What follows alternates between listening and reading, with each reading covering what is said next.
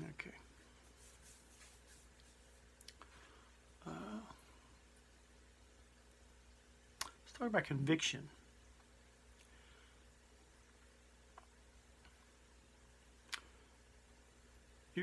I'll try to explain conviction so we know we're talking about the same thing.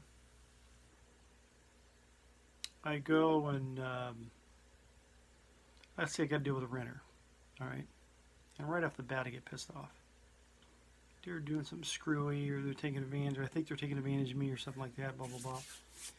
And usually it could be, typically in this scenario, if it's that kind of thing, and I get resentful, pissed off, and all this, stressed out, I don't get the conviction until after. I'm on my way home.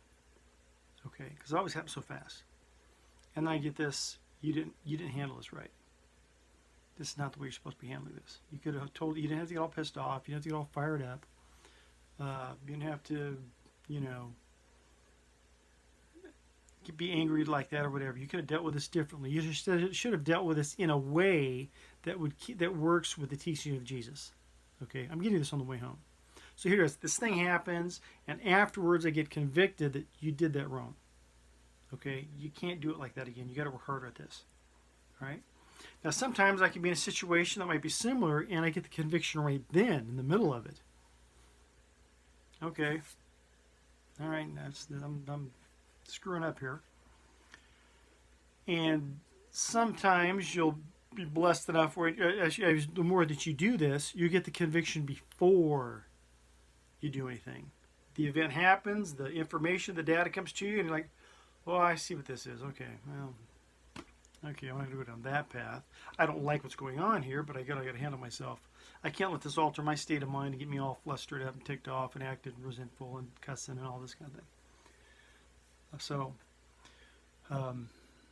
and some people say, "Well, that's your conscience." Well, yeah, you have a conscience, but you have to, if you're understanding John 14 at all, you have to realize there's something else going on. Just as the Holy Spirit wants to influence us to become a vessel of expression for God, so does Satan. Okay, there's the flip side of John 14. You're either representing for Jesus or the other side. You know, what kind of tree are you? What's your fruit? So I say this about conviction. And if that doesn't make sense, here's an easy example. I'm not suggesting this, but I'm going down the street the other day. I see a stray dog alongside the road, and I'm a long time dog rescue guy. And I'm slowly trying to get out of it, and don't, I looked the other way, but I saw this dog, and I said, "Oh man!" Before I would have stopped. And I said, this dog still looks semi-healthy. It was just probably either a runaway or an abandoned dog or whatever. It had the look, and I just kept on going. I said, "Okay, I can't take any more dogs on. It ain't gonna happen." Here it is a couple days later. I'm going down the road again, and there's that dog. Now it doesn't look as, it's been out there a few days, probably starving, on the same street, same spot. So it's probably been an abandoned dog. And I'm like, and a real busy street too. Well, it's lived 4 or 5 days anyway. So I said, well, whatever. And I'm going to the grocery store. And after the grocery store, I realized, okay, I got to pick up some dog food, go back there, dump some, I'm not picking it up. I'm telling myself, you're not doing that, but we'll leave some dog food behind because it'll come by and pick it up. And you're going to postpone the inevitable for a couple of days, whatever. And some say, well, that's your conscience. Jesus didn't teach you to do that. That might be your conscience just weighing on you like that. Probably so. I'm not going to say that the teachings of Jesus made me go back there and be merciful to that dog or take it food or whatever the case was. That's my conscience because I've been able to do that in the past. And it didn't kill me. So it's like, okay, at least you do is leave this thing some food and maybe someone will pick it up. Hopefully, it's a street I got to go down all the time anyway. And so, yeah, my conscience preys on me in that way. All right? But what I'm talking about with conviction is when you do something that is not in line with the teachings of Jesus, something that is going to offend the Holy Spirit, which is trying to abide within you. Jesus, God, the Holy Spirit is trying to manifest themselves to me, to us, and we're going to be an expression of that. But if I'm fired up and ticked off and cussing out whatever the thing is, or I've got this, resentment or trying to promote division or something like any list of things, that doesn't jive. Okay? So I've said this before, where conviction is so important, okay, especially if we're focused on this John 14.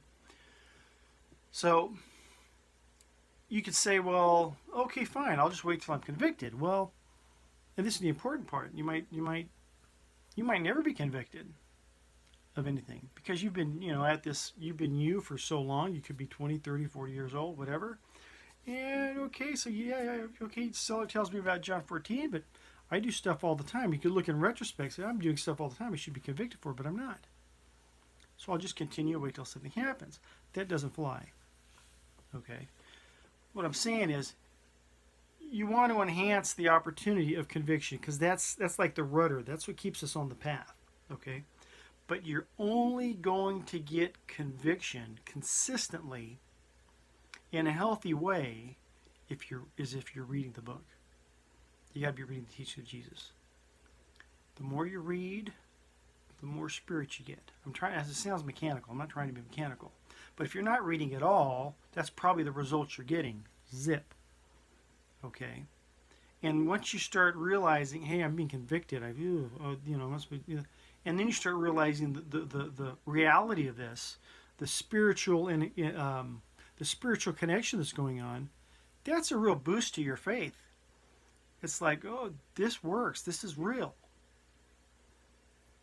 Okay, if every time you're,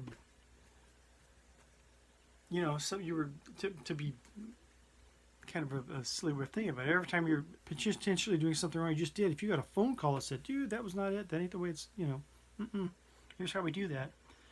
You realize there's someone on the other end of the line. Oh, hey, it's the Holy Spirit. Yeah, I know. I handled that poorly. I know. Yeah, I know those verses too. Yeah, okay, I'm sorry. Yeah, you're right. It's the same thing. As corny as that sounds, it's the same thing. But you also realize there's someone on the other end of the line. There's someone watching. There's someone trying to remember talking about this transformation. Okay, so the takeaway from this, all I'm trying to say is, you need to be reading, and specifically the words of Jesus. Love the Old Testament. Really before I think I did the video where I said, if you just read the Gospels and the Book of Acts, just to narrow it down, because that's what the meat and potatoes is for you. You can go off into other stuff. I think I said do that for 6 months or a year. You need to be reading the words of Jesus consistently on a regular basis. Okay, and it's not easy. Once you get started, it's like going to the gym. It's no one wants to go. With a page or two a day, a chapter or two a day, it pays off. It really does. And once you start experiencing conviction, which is used, it's a correction. Hey, you're supposed to be doing that. And you start acting responsibly to it. Okay, all right, in the future, I need to, get that dialed in, not do that. Then you start getting it beforehand. Next thing you know, you're walking straighter, a little straighter every day.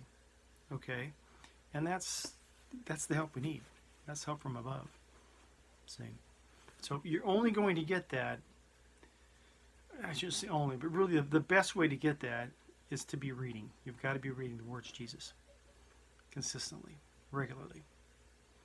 And then anticipating that and praying and meditating on the word, this and that, and anything you can. Because once you start putting the effort in, and people say, oh, that's legalism or it works, forget those people are off some other plan. And you don't want to be on that plan, trust me. Because then they don't get this. Once you start putting your best foot forward and making an effort in this direction, so does the Holy Spirit. Okay? You get what you give. And many will, oh, that's where, trust me on this one. You get what you give. You start moving in that direction, you are not alone. But if you're not moving in that direction, ain't nothing coming with you. You're on your own.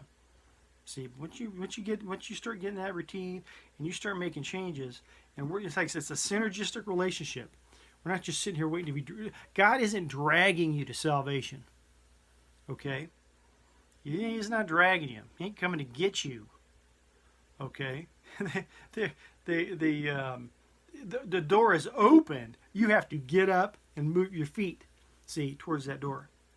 That makes sense. Anyhow. You also get revelation too, but you want conviction, And to enhance that, to get that, you really need to be reading the teachings of Jesus. I hope that's my point. Love you. God bless.